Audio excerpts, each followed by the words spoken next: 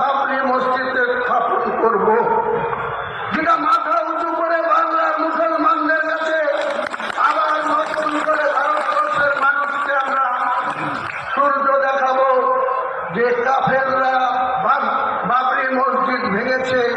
আমরা আবার বাংলার মাটিতে, মুর্শিদাবাদের মাটিতে আমরা বাবরি মসজিদ প্রতিষ্ঠা করব।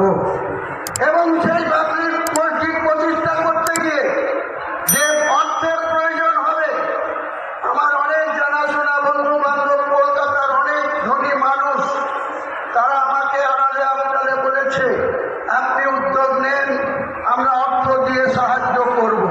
আমি নিজেও, আমার কিছু জায়গা আছে, জমি আছে, সেই জমি বিক্রি করে আমি নিজে 1 কোটি টাকা দান করব ওই বাবরি মসজিদ। 1 কোটি টাকা আমি নিজে দান করব।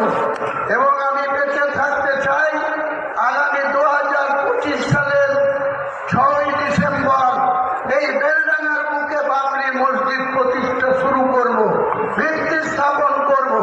এবং জলিলিয়া, সরুলিয়া সহ যত মাদ্রাসা আছে সেই মাদ্রাসার সেক্রেটারি কমিটি তাদের নিয়ে একটা আনুষ্ঠানিকভাবে যেটা রেজিস্ট্রেশন করে একটা ট্রাস্ট তৈরি করা হবে। সেই ট্রাস্ট যাতে আগামী দিনে ওই